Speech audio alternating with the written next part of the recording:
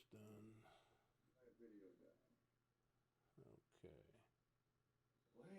Okay.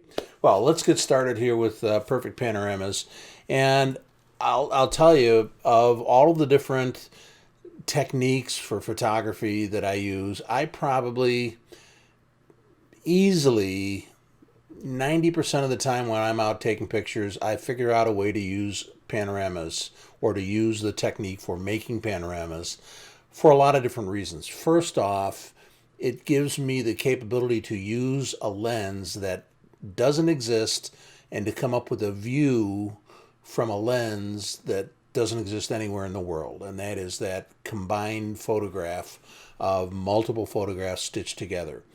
That panorama view, it doesn't have to be long and skinny. I still have the very, very first panorama that I took. It was in Washington, D.C. in 2006 of the mall in Washington. And I took this big, long panorama, and I did the same thing at Gettysburg. And I stitched them all together, and it actually came out good. And this was with a stinking little point-and-shoot camera. And I looked at it, and I said, well, this is a nice big long thing on my screen, and if I go to print it out so that it's big enough to see, it's going to be 6 feet long. Where am I ever going to hang that? Duh. That's one of the gotchas with panoramas, is you want to make a simple change and come up with a regular kind of aspect ratio of height to width so that it can actually go into a frame. And we'll talk about that here in a second. But one of the best things you can do is actually take your camera and let me just switch here for a second. And instead of shooting horizontally, what you want to do is you want to take your camera and you want to shoot in a panorama, or excuse me, in a portrait format. So all you want to do is turn your camera on the side. And by doing that, you're going to be able to stitch together the panorama using this tall aspect ratio. And when it stitches together, it'll be a more natural shape of an image. And that kind of shape is going to allow you to have not only much higher resolution that you can get because you're combining multiple photographs. And I'll show you some examples of panoramas that I've done that you end up with. Now I shoot with a Nikon D810, which is a 36 megapixel camera, and normally those images are great. They do a huge amount of detail, but if I want even more, like I want to make a nice big print, I'll shoot a panorama that will take 4, 5, 6, up to 10 or more photographs and stitch them together. And I can, because I can use multiple pictures and combine different parts of those pictures, it ends up with a much higher resolution photograph. So a couple things we want to talk about first. When you go out to shoot, you really have to use a tripod. You can shoot them freehand. I do it a lot. However, the chances of your doing the correct amount of overlap and getting something that's actually square and not slanting up or slanting down, anybody that shoots panoramas has had those. But a tripod that has a panning, some kind of panning control on it. And for instance, if you look at, let me go to here. This is a very simple tripod head. And on the bottom, you'll see a series of numbers. And these numbers allow you to, when the head is locked down, you can then rotate a set number of degrees, and you can turn and it will tell you exactly where you need to be. And so whether it's 10 degrees, 15 degrees, whatever it is, that index, that panning motion, you're not going to do it with this ball head up at the top because that's going to move all over the place. But this panning function down here gives you the capability to not only start at a certain point, but then to increment by 5 or 10 or 15 or 20 degrees, but a set amount for each photograph. That's real handy. That kind of a panoramic feature is built into most tripods, and it's the kind of thing that just makes life a lot easier. However, there is left. There we go. Okay. There is the option when you have a tripod. You can manually move it without those increments, but I'll give you some hints and tips on what to look for when you're looking through the viewfinder and how to make sure that you're getting enough overlap when you're doing the photograph. Okay, so you can use basically any lens, but for most panoramas, they're shot with either a wide angle or a normal or a very short telephoto. I've done panoramas with an 85 millimeter lens. Because your field of view is that much narrower, you need more shots, but it also gets you closer. And I'll show you a picture in a little bit where I was able to do a close-up of the Freddie Mac bridge with a whole series of close-up photographs, and I think it ended up being about 40 photographs. But you can use anything from 100 millimeter on down. The wider, the bigger it's going to be. The more telephoto it is, the more detailed it's going to be, but you need to take quite a few more shots. So anything on either side of 50 millimeter is going to work fine. It's up to you what you want to use in the end result. Try your lenses. Try shooting panoramas with them and see what gives you the kind of results you're looking for. You can get, by simply turning your camera into portrait mode and shooting that way, you can get some excellent results. So one of the biggest things you want to do when you're shooting panorama, because you're joining multiple photographs together, you want to lock in your white balance. You want to lock in your ISO, your aperture, and shutter speed. Now, for sure, you want to lock in your white balance and your ISO. You can shoot panoramas in either shutter priority mode or aperture priority mode. I'd say about half of mine are shot in manual mode, so I've got complete control over everything.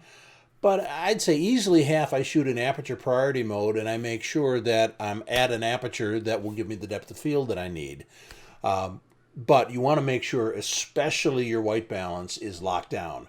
You want to make sure that your focus is locked down, because you're not going to want to refocus in between pictures.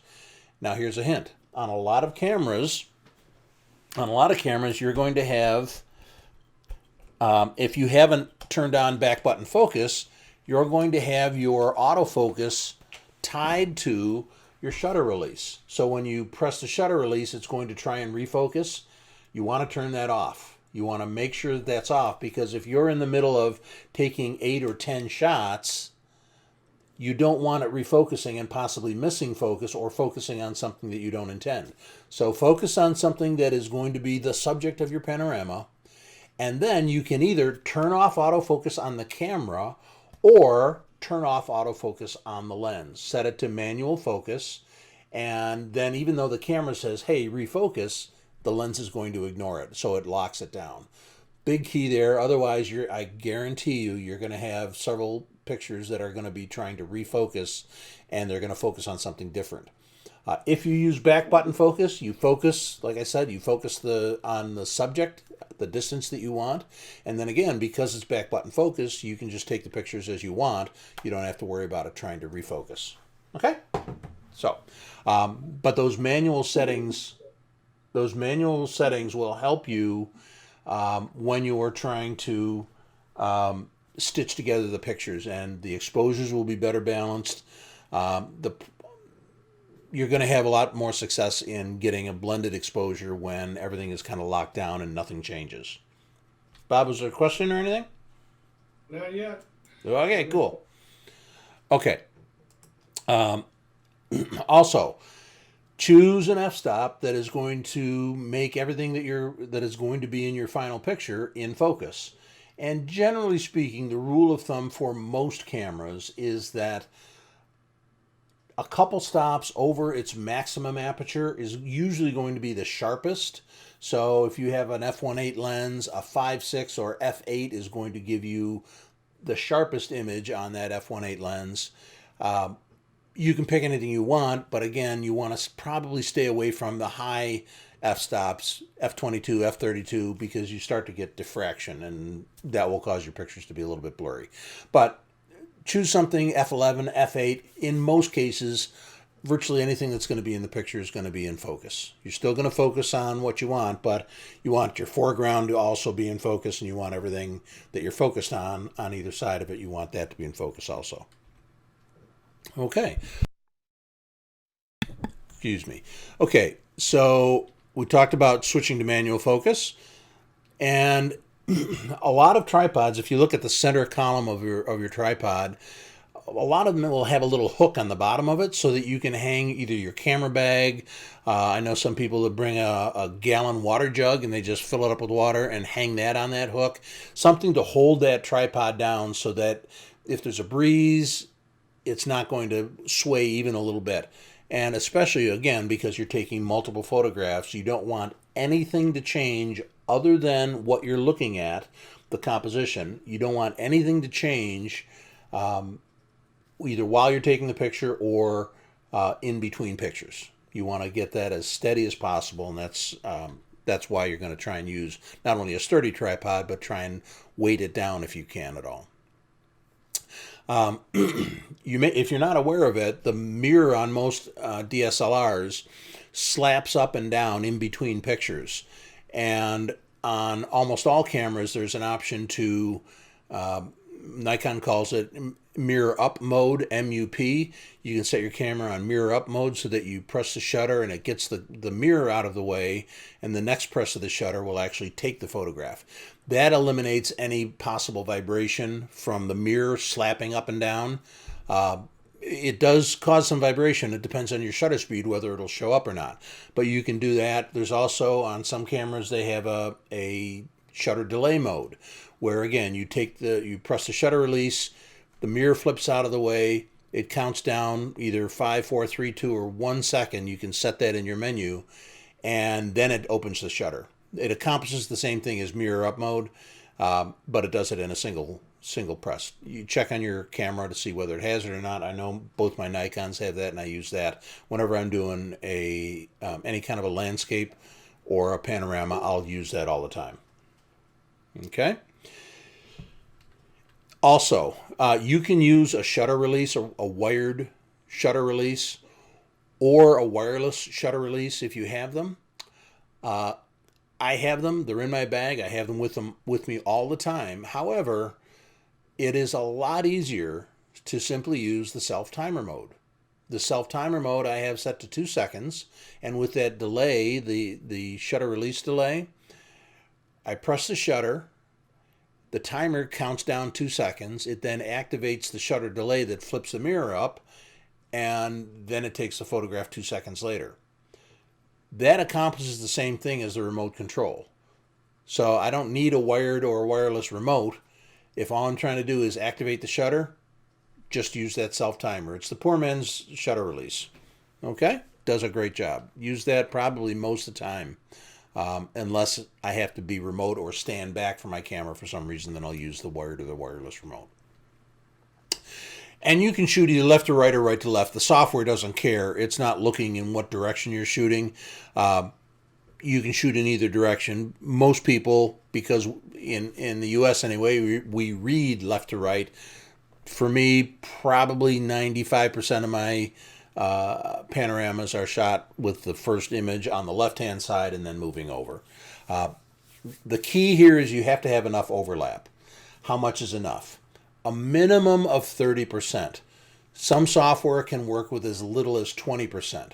However, the more you try and scrimp on that by not overlapping as much, I guarantee you the more problems you're going to have with the software not finding enough things to line up when it's trying to stitch them together. So as a rule, I just always overlap 50%. Again, it's not film. It's a digital camera. I don't care if I have to take a couple extra shots, as long as if that ensures that the software's got enough points to line up, why not? So I always line up. I always use 50% overlap, and it can be anywhere from 40 to 60%, and the software doesn't care. It does a great job. Now here's the key, and this is probably the simplest thing to point out. When you're doing that overlap, the simplest way to get a 50% overlap, when you line up your first photograph, you take your photograph, look at your photograph, and look at that right-hand edge. Okay, look at that right-hand edge. Whatever's on that right-hand edge, when you move your camera, that is going to be now dead center. So if I've got a building on the right-hand edge, I'm going to put that building dead center. That will give me a 50% overlap. Guaranteed, works great. If you're going the other direction, look at the left-hand edge, and when you turn your camera, put that dead center in the middle, you now have a 50% overlap. Okay? I did a test of this to see how well it worked. I was up at Cobb's Hill earlier this week, Monday, and I had a very, very, very strong, well, it's actually a spotting scope. And I was zoomed in on the buildings, and I just said, I'm going to try a panorama like I usually do. And I focused on from the Cobb's Hill view, I focused on a building, and then I just started this 50% overlap. 30 shots wide, 30 shots wide. I think it was only about 2 degrees that I had to move it because it was magnified so big. It was 30 shots wide, and the software was able to stitch it without a problem. What I was trying to do was a 90-shot panorama with the sky, the tops of the buildings, and then the bottoms of the buildings. However, there was no clouds in the sky, so the software couldn't merge any part of the sky. So my plan didn't work, but it wasn't due to a lack of trying, but I was really testing if I use that 50% rule, will the software be able to match it up? And it did without a problem. So, works well. Okay, so moving on. The other thing, don't limit yourself to just shooting horizontally. You can shoot vertically, and I'll show you a couple of vertical panoramas that I've done. Again, because I'm shooting vertically, I'm not shooting in portrait mode. Because I'm shooting vertically, I want the landscape mode so that I can shoot vertically like this. And when I'm shooting horizontally, I'm going to be in portrait mode so that I get that offset of that aspect ratio to give me a more natural looking photograph. But you can shoot vertically, and if you're in front of a tall building, or I'll show you one that I did of a tree in Highland Park. It's almost too big from where you can stand. It's almost too big to get in a single shot. So I did a panorama. We'll go to that in a second. So one of the things that you can use with a panorama, because the amount of detail you can get, you can shoot a mirrored photograph where you've got a water look in front of it, whether it's a river, a puddle, a lake, whatever. If you can achieve this mirror look, the smoother the water is going to be, the better off you are. This was actually taken with multiple pictures in an HDR setup, 5 shots for each frame and 8 frames wide. So it was a 32-shot HDR panorama. You can also, here's a shot. This is out in Victor. This is Harris Beach office building in the fall. There was some beautiful colors that day, and I said, I'm going to get a picture of the building. Just beautiful sunlight, great colors. So I took a shot with a 90 millimeter lens, my 70 to 200 set at 90 millimeters, and I got my 32 megapixel image after it was cropped and straightened and processed. Beautiful shot, does a great job. And again, while I was there, I said, okay, I'm going to try a panorama and get more detail. So now here's a 7-shot portrait panorama. Same lens at 90 millimeter, and much, much wider, much more detail. And this particular shot is just, there's not a lens that can do this. With the distance involved and with the detail, there's not a lens that can capture the amount of detail that's in this photograph. So it's a great way to bring out an additional lens that you don't have with you. Just remember to take that panorama and stitch it together after the fact. If you've got those pictures, then you can do this anytime you want. Okay, here's that 32-shot panorama. It was 8 images wide and 4-shot panorama. or excuse me, 4-shot HDR with a 100 millimeter. This is actually a macro lens. I use this partially to get the field of view that I wanted, but also it's an extremely sharp lens. It's a beautifully sharp lens. This is the Tokina 100 millimeter macro lens. It'll do 1-to-1 macro, but it's great for portraits. It's great for product photography. It just has excellent contrast and great detail in it. It ended up at 127 megapixel from my Nikon D810 with 8 shots, stitched together. These are just a rough approximation of what the stitch looks like. This is the finished photograph, HDR photograph. So what I did was I took each of those 4 panels, or excuse me, each of the 8 panels. So in this one, the wings on the left there, the building with the wings. Bob, what is that building called? Do you know? Is that the? That's the I want to call it the DNC building, but it's not. it's not the DNC. That's I can't remember. Whatever it is. But I started with that one, and I combined those into HDR first, and I did that with each of them so that I would have all the HDR done for each of the panels. Then I took those finished products, and the nice thing with Lightroom, because it leaves it in RAW, when it's processing either HDR or panoramas, you're getting all of the data. So I do my edits afterwards, after I've got the shot, because all of the data is there. So I combined them into HDR first, and this was before Lightroom had the combination of HDR and panorama, and I tried that. It does the same thing in one swell foop. So does the same thing fine. But in this particular instance, I combined each of the 8 shots and the 4-shot panorama of each one into an HDR image, then combined the HDR images into a panorama.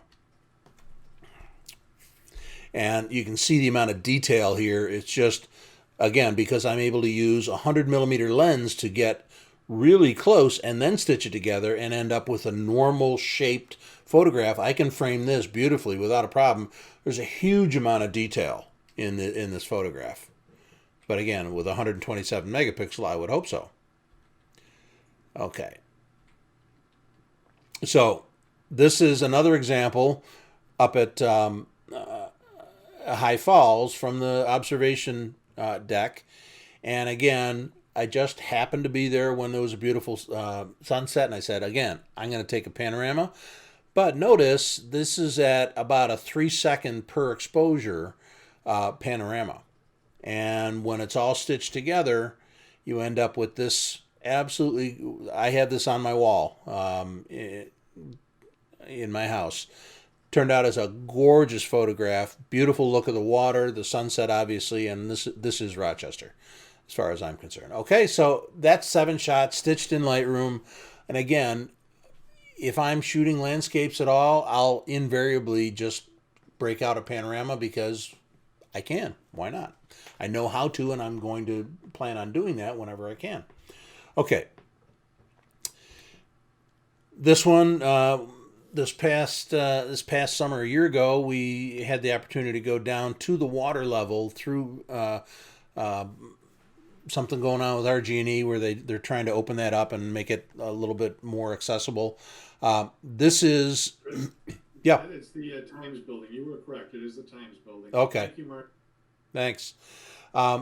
So this is a single shot of the falls with the Rokinon 14 millimeter that I use usually for astrophotography, but I wanted to break this out. So this is a single shot, 14 millimeter wide. When I, again, took that same lens, 14 millimeter, because I wanted to get this beautiful sky, turned the camera into portrait mode, and then took 10 shots side by side and then stitched it together. The shape of this is a fairly natural aspect ratio, and it gives me the whole broad sweep of the water, the falls, the bridge, everything. It gives me everything that I want. Really high quality, lots of detail in this, but again, just take advantage of it. If you have the opportunity, take a panorama. If you can use it, great. If not, so you learned how to do something new. This is actually from the roof of that same building, that Harris Beach building down in Victor, in the winter. fresh snowfall. I wanted to get a picture of the skyline and that fresh snowfall. And I also wanted to try out, this was when my DA10 was brand new, and I wanted to try it out because Lightroom had just brought out the option to merge panoramas. This was 3-4 years ago. And again, stitched right inside of Lightroom. You can also, and this is an example of a vertical panorama, again, just overlapping 50% per photograph. And what doesn't come through with this picture, but I know to be true, is that the very, very top of that image is directly overhead. I was shooting and overlapping 50%, and my last shot was straight up like that, which just gives you a tremendous amount of the Milky Way that you normally don't get. But again, a vertical panorama, I've seen people do this and do them side by side. So now you have a double wide panorama to give you even more. And you can do that and it'll stitch it together just fine. So instead of doing a couple of rows horizontally, you can do 2 vertical ones. And again, the software will match it up. Okay? So we've got to think outside of the box a little bit, but hey, that's part of what makes photography fun. It doesn't all have to be outside either. You can use, this is again that 14 millimeter Rokinon, and I wanted to try and capture this family room in my house, and I wanted to try and get it. I didn't have anything that could get the entire image without using a fisheye. And I thought, wait a minute, how about that 14 millimeter and do a portrait mode and do 2 photographs and capture the whole interior with as little distortion as possible. The only distortion you see at all is the thing that is that table that's right in the very bottom of the image has a slight curve to it. That's because it's the closest thing to the camera. It was only about a foot and a half away. So that's going to have a little bit of distortion to it, but this is just you can use this in architectural photography, interior photography. I've done this and taken shots like this for realtors where it gives you, again, the capability to manufacture a lens or a view from a lens that just can't exist. But you get basically all the lines are straight up and down. You get that perspective look, but there's nothing really distorted about this other than the very, very front, and I could eliminate that by cropping it correctly or cropping it differently. Okay? So you can use it internally also, so for interiors also. Now this is one that, again, because I was sitting there and I'm a photographer for Honor Flight, and we were down in the Naval Museum at the Naval Yard in Washington, D.C., and they always have somewhere around 60 to 80 people that go on these flights, and there's always a group shot, and everybody gets a copy of this. Well, I was responsible for this, and I took a group shot, and it's like, hey, wait a minute. I wonder if I can do a panorama with this, and I'll get a lot more detail. So I did a panorama, and this is 5 shots stitched together in Lightroom. Tremendous detail, but let me show you the difference. I took a regular old wide angle shot, included everybody. Let me show you the difference in the detail you can get between this shot, which is 5 shots. Again, because I'm doing 5 shots vertically, or 5 shots in portrait mode, I can move closer and get more detail. Let me show you the difference between, this is the single shot that I took that included the entire group at 36 megapixel, and compare that to the panorama shot. Huge amount of detail. Much more detail in the panorama because I'm able to actually move closer because I'm capturing 5 different shots and then overlapping them by 50%, so you get quite a bit more detail. And again, this is just because I'm used to taking panoramas, and I did this group shot, and I've since used this in other large groups where it's a large group, and it can be a family shot. This in particular one, this one in particular was specifically a group that I wanted to make sure I had the shot. Worst case, I had the single shot that, again, zoomed back and not blown up very big. It would look fine, but I was really happy with the way the panorama turned out, and the amount of detail that I was able to get out of that. And you could get even greater detail if you even move closer or use a zoom lens and zoom closer and take more photographs and then stitch them together. You'll have even more detail. Okay. Again, on the same trip in Washington, there's all kinds of vistas that you can just have a great time taking panoramas. This is one that I learned a lesson. Thankfully, it didn't much matter because I don't know anybody in these pictures. I was going for the view from the feet of Lincoln. However, when you stitch a panorama together, anything close to the camera had better be stationary, because if in the final photograph here, looks great, cool shot, frame this, not a problem. However, if you look closely, look in the bottom right hand corner, this guy is in here twice. Okay, and there's a few others where somebody was walking toward the camera and they show up a couple times. It's because they were close to the camera. You just want to be aware of that. You can always ask people, hey, could you stand still for a minute? People usually will, or just wait for them to get out of the way or go at midnight. I don't know. But be aware, if you're stitching multiple photographs together, the software doesn't know that this person's in there twice. Now, can I go in with Photoshop and eliminate one of these people? Absolutely. And that would be a way to fix this. But as an example, I wanted to make sure I could show you. You really want to be aware of the fact that moving people are going to be in multiple shots. Just something to be aware of. Okay? This was actually yesterday morning. This was 8 shots. It's 134 megapixel at sunrise, and I wanted to capture the moon. I just happened to notice that the moon was in the frame. I said, oh, wait a minute. I want to capture this in a panorama and get this beautiful sunrise, get the empty beach. So I did 8 shots, and I also did a 3-shot panorama with each of those. So it ended up being 24 shots, a 5-shot panorama for each of the 8 frames. So this was a 40-shot panorama. And again, the only thing I don't like about this is there's no real subject. I just liked the idea that it was a beautiful wide open expanse and the moon's in there, the lighthouse is in there. It was a cool shot. Okay. So, you can also do multiple rows. So this is a tree down in Highland Park. It's just a little bit east of the tulip bed or the pansy bed. And where you can stand, if you've got a wide angle lens, you can get this tree. But if you want to get any kind of detail and try and eliminate some of the distractions, this is one way to do it, is to do a multi-row panorama.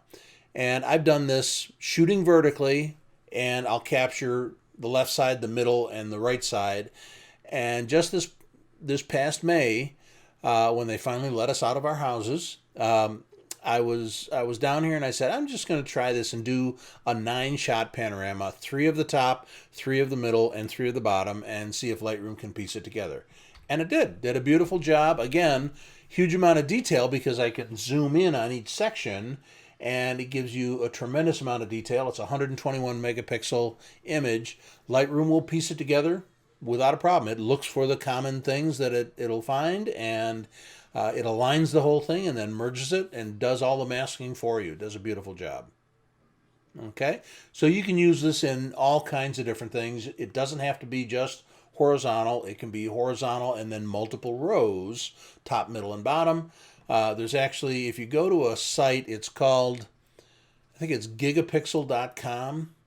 They have actually a device that is... Yep, that's it, gigapixel.com. It is the big brother of this, and it's a motorized panoramic head. And when I first saw it, I said, well, how much could this possibly be? Well, they have several different versions. The least expensive one is about $500. But you can program into it and say, okay, I've got this camera and this lens, and I want to cover from here to here. And then it figures out how many shots it needs to take. And it can be 1,000 shots, 20 rows by 50 columns. Doesn't matter. And it has enough control to overlap by 50%, and then they provide software that will allow it to stitch all together. I can only imagine how long that takes. But it gives you tremendous detail because you're zooming way in and you're capturing maybe 100 shots on every row. That's kind of the extreme of panoramas, but it's a way to get ridiculous detail and zoomable images so that you can actually zoom in from way far away and it'll be like you had a telephoto lens on your eyes. So anyway, that's a multi-column, what's called a multi-column or multi-row panorama. Okay, so talk a little bit about the hardware options you have. And I showed you this. I wouldn't call this a panoramic head. It has a panorama feature to it in that it will allow you to lock your camera down and then rotate.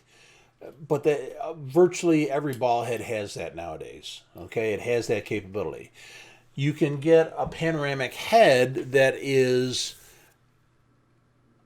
very prominently marked so that you can actually read it, and has all the degrees marked so that if you need to go 15.5 degrees with your lens combination because of the field of view, in order to get 50% off or 50% coverage, these readings are very, very easy to read. And this will mount, notice it's got an Arca Swiss foot to it. It'll mount right on your tripod, and then your camera mounts right to this. So it gives you that in between, $42. It's a great way to get that panorama feature on almost any tripod. Okay, that's the low end. Then you go to something like this. Now this is the Benro Panoramic Gimbal. And I saw this and I said, wait a minute. I thought gimbals were for like wildlife and, fast action and sports and stuff. And I said, well, wait a minute, this has got a knob to adjust the swing, and what this does for you is that it allows you to not only you see it has the panoramic bottom to it, it has that swivel panoramic capability, but it also has a nodal rail so that you can center your lens over the pivot point so that you don't get any parallax shift, so that things will stay lined up. I won't get into that. Look up a nodal point on YouTube and you can have all kinds of explanations. The bottom line is the nodal point is where the light rays cross.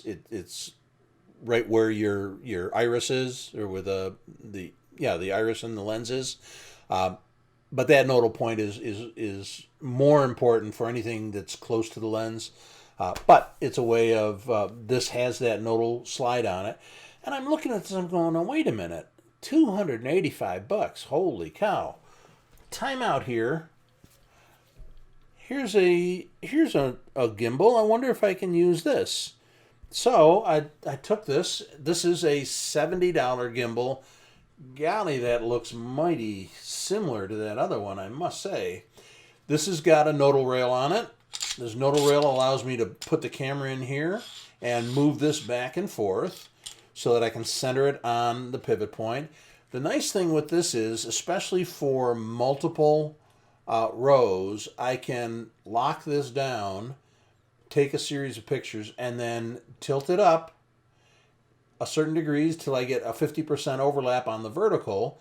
And now I can take a whole series and again rotate and everything will stay perfectly level. And then I can tilt it down and I can overlap 50%. So I have a 3-row or 4-row or 5-row or however many rows I want. This allows me to keep that pivot straight and still do that tilting up and down so that I can get a top row, middle row, bottom row, or however many rows I want. So this is a gimbal that I bought to do eagle photography down in Conowingo Dam last year. And I said, golly, that sure looks a lot like that. And I said, And so I tried this. It works. It works great. There's, I think, one adjustment. There's an in and out adjustment. Doesn't really matter. It doesn't affect the balance at all. So you can use, if you have a gimbal, that will help you do multi-row panoramas without a problem. Now, I don't know if you've ever seen any videos by Tom Heaton. He's an excellent landscape photographer. We had him on with Tony and Chelsea one week. But he came across this Acratech panoramic head. And again, it does the same thing. It has the swivel on the bottom, but it also has, instead of a ball which can go every which way, it has, like a video head will have for video production, it has that tilt in one plane only, and very adjustable, very smooth and even, and it's all incremented there so you can see how much you're tilting by what angle. And he did a whole video on this. Absolutely loves it because he likes shooting panoramas and he likes to be able to do them accurately, and he swears by this. It's a $418 panoramic head, but hey, you know, if that's what you love, that's what you love. But this helps you to do those multi-row panoramas. Okay. And then this is on my shopping list. This is there's a bunch of these out there. This one is from Foca. This is a panoramic head, in that pin on the left-hand side that lets you tag, or you put that pin in the number of degrees. If you look the slanting row down the side there, 5 degrees, 10 degrees, 15, 20, 24, 30, and 36 degrees. You put that pin in that mark, and then when you swivel, it clicks into each of those. So if I set it at 5 degrees, it allows me to turn my camera, and it locks into 5 degrees, 10 degrees, 15, 20, and it's incremented so that it clicks a click stop. So you don't have to read anything. It's a physical click that is incremented to those different degrees. So if you set it on N18 at 20 degrees, every time you click, it'll do another 20 degrees. So that's tied to the lens you use, and it comes with a chart. So if you're using a 52 millimeter lens, or you have a zoom lens that's set at 52 millimeters, to get 50% overlap, you set it at 15 degrees or whatever it is. But these real handy so that you don't have to try and look at real small numbers.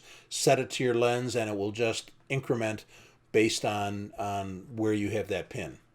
And I thought, hey, this is a cool idea. For $60, I'm going to save my pennies and get me one of these sooner or later, because you do panoramas quite a bit. So this will be handy. Okay. So when we're talking about panoramas, taking the photograph is one thing, but you also have to process the panorama. Now, in years past, before Lightroom started doing it, Photoshop has done it almost forever, allowing you to align images and then blend the images together. And that's probably what most people did most of the time. A few years ago, and I gotta say, it's probably like 10 years ago now, Microsoft came out with a product they called Microsoft Photo Ice, Image Composite Editor. And it will use images, JPEGs or TIFFs, or it can actually make a panorama out of a video. And I've done this where you do a sweeping panorama, or take a panorama from your, or use your phone to create a video panorama. You give it that video, and it then allows it to, you tell it where to start the panorama and where to stop it. And what it does is it takes the still images from that video, and it makes the panorama out of that, and it adjusts the distortion and all of that. Does a great job. Only downside is it doesn't process RAW. Lightroom is still the only product that allows you to create panoramas and keep it in a RAW format. It creates a DNG, and it has all of your data there, so you can do all the editing after the fact.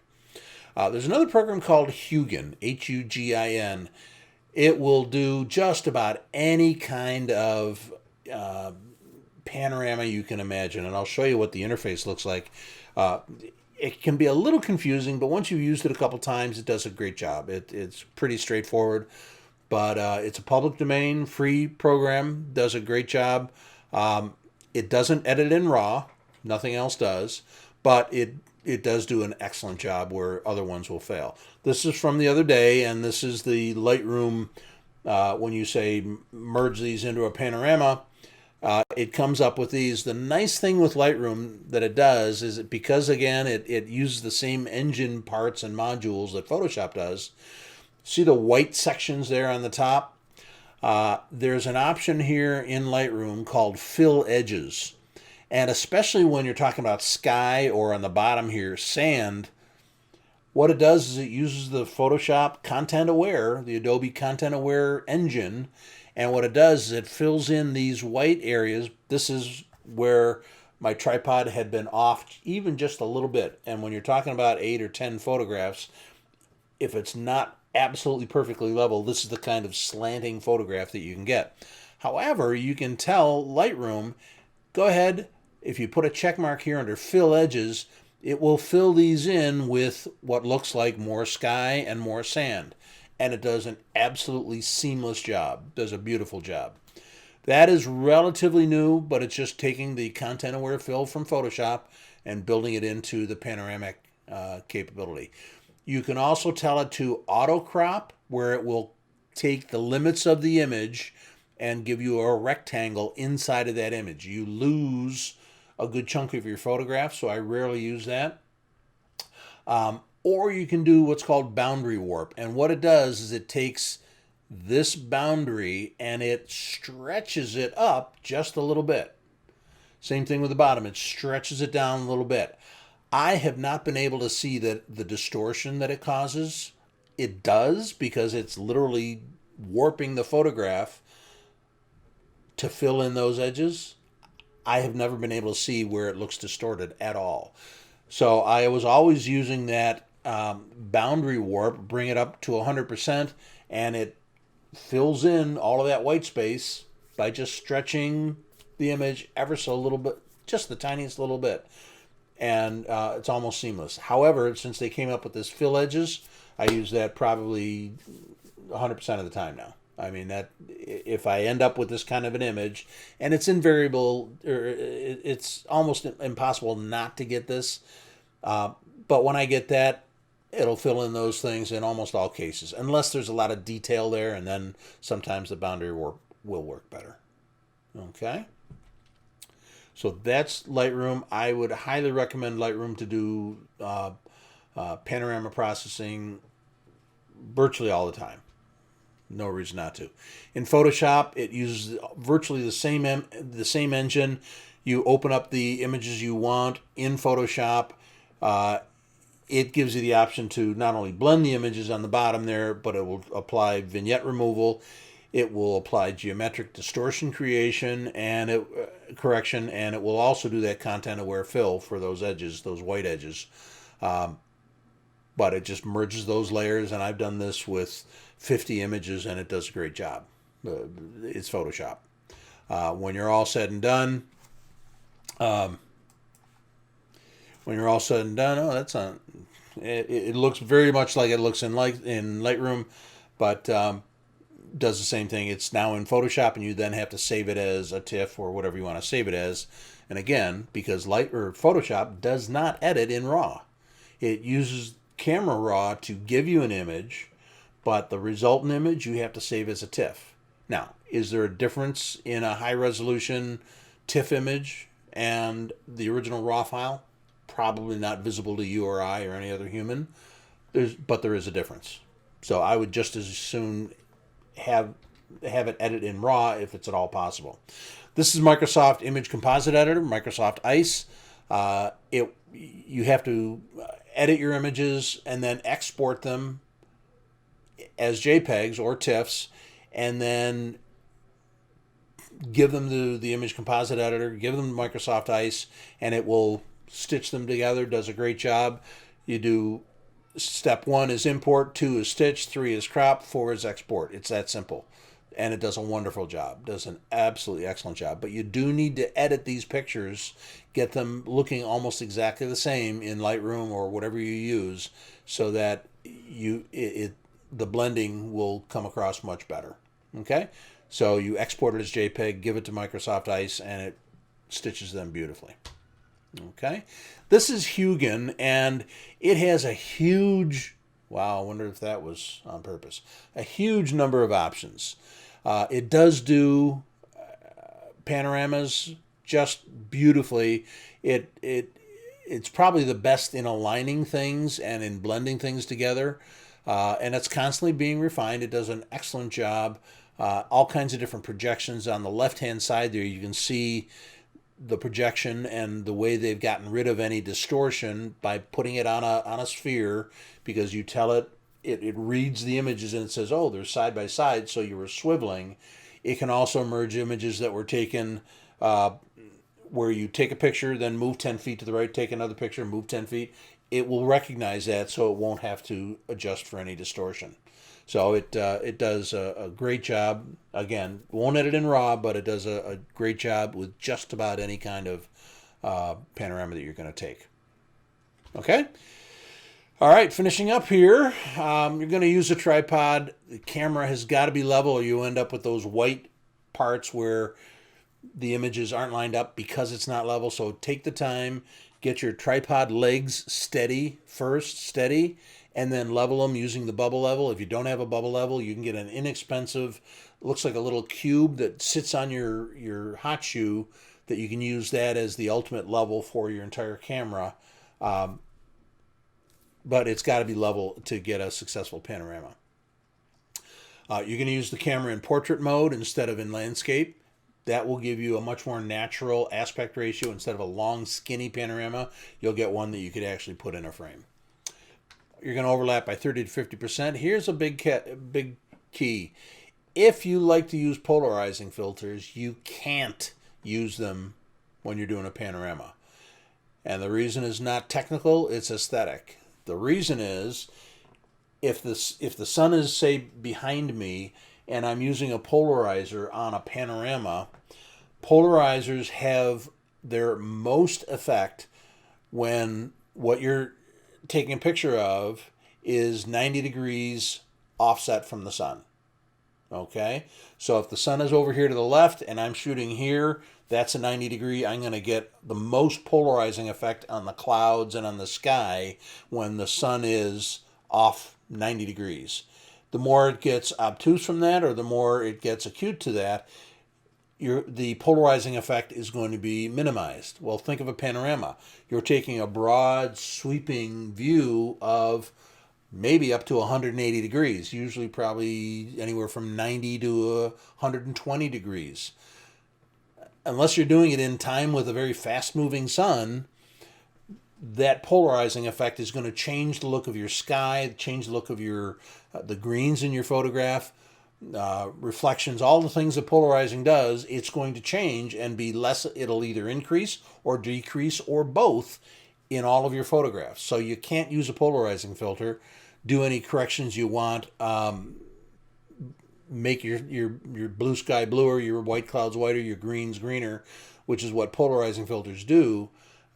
But don't use a polarizing filter when you're trying to do a panorama. Okay? As I mentioned, don't include subjects close to the camera, anything moving. You can if they're stationary, so a bush or something like that. But even then, depending on your camera and the lens that you're using, if you have a bush that is a couple feet away from you and you try and include it in multiple pictures, it's going to have some distortion, like that interior shot.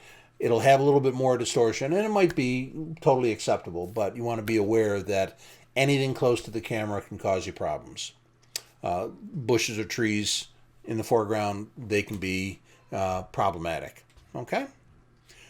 And again, I'm talking about immediate foreground, within the first few feet. You always want to have something in the foreground of your picture. It just makes the composition that much more interesting. But just be aware, if it's too close, it's either going to be distorted or it's going to be repeated, and you'll have to do some additional editing to neutralize that. Don't include any moving subjects, especially if they're visibly moving in like that one on the mall, from Washington Memorial. Just be aware that anything moving can be repeated, and you'll have to, again, do some more editing. Shoot vertically. Get tall subjects, whether it's buildings or monuments or signs. Shoot vertically, and it can be just 2 shots vertically.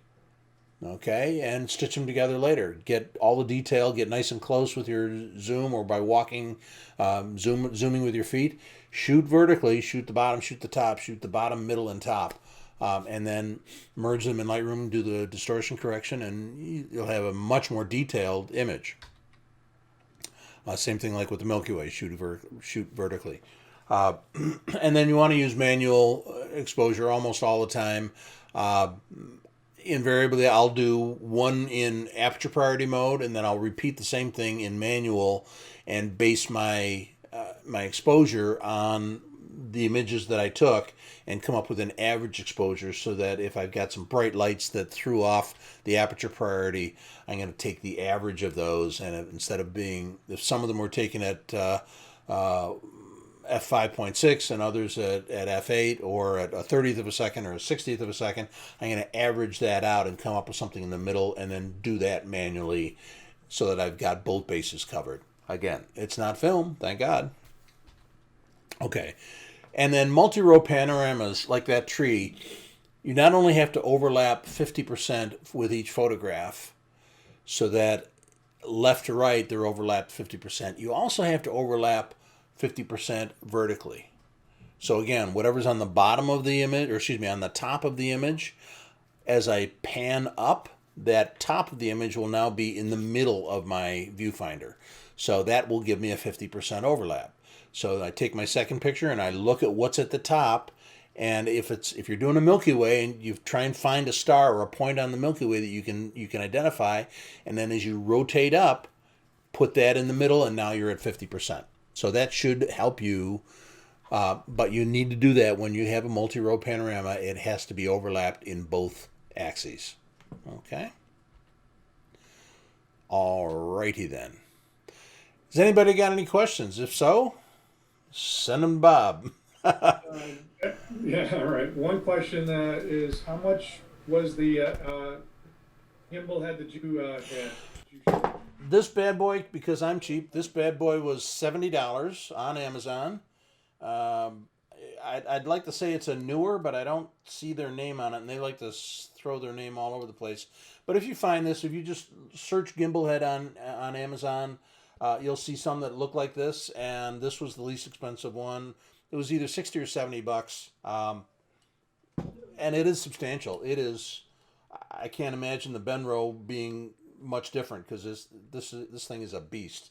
And I had my D810 and the 150 to 600 Tamron when I was shooting eagles. If they had shown up, that would have been really nice. However, this very substantial. There's nothing cheap about this. I wouldn't doubt that it's the same one that Benro uses. So, okay. Oh, excellent. Yeah. It seems like nobody really has any questions. I think it's pretty self-explanatory. Did a nice job. Thank you very much, Chris. Alrighty. And next week, Bob, you said you're going to do focus stacking? Focus stacking. Okay. Focus stacking, yeah. Then after that, I've got a whole thing prepared. We can go into time-lapse and multiple exposure. Bob will tell us what the schedule is next week, but Bob's going to do focus stacking next week, and then probably the week after that, we'll do time-lapse and multiple exposure. And I'll be using the Arsenal as well. The Arsenal Awesome. intelligent camera system. Very cool. All right. Thank you all very much. I appreciate it. Thanks for coming and listening to me drone on about panoramas, but hopefully that helped. And again, like anytime, if you ever have any questions, feel free to contact me either through the Facebook page. My email address is publicly available. Photoready.com will also get you to me. But anytime I can help, any questions I can answer, happy to do so. Get out there and shoot. Talk to you soon. Thanks. Catch you later. Take care.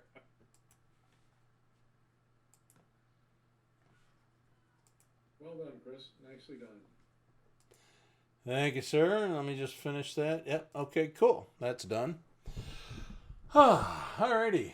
Nobody joined us on... I think I've been looking at the gimbal head, but the thing is, it's the 850. Do you have a problem accessing the ports on it or anything like that when you put it on there? No. It's got enough settings. You can. The only thing it doesn't have is you can't move it. That's why I bought this last week, this nodal slide, but you can't move it left and right this way. All right, But with my camera on here, the DA10 works on that without a problem. However, you put this nodal slide on, and now I can pull the camera back, move it forward. I can center it over that wing or over the swivel point. Works great. Now, what do you use for an L bracket? I've got an L bracket that I leave on my DA10. I've got my tripod is an Arca Swiss, so I leave this mounted right on the bottom, Right. and so I can pop this on without batting an eye. Does a great job, and again, this Does it have the proper spacing to allow you access to all the ports and yeah. batteries on it? And again, you can mount this so that it's left to right or right to left. You know, I can move this nodal slide. I can put it backwards here. So if you need to get at the ports and they're even slightly blocked, you can flip your camera around. So now I can swivel this way. So that eliminates that problem. But I added this specifically so that I could adjust for the nodal point of the lens, so that for panoramas, when I'm doing a swivel, it's not going to be offset at all. But that seems to work well. That's a nice little unit. All righty, sir. Well, thank you so much. You betcha. Take care. Talk to you later. Bye-bye. You bet. Bye-bye.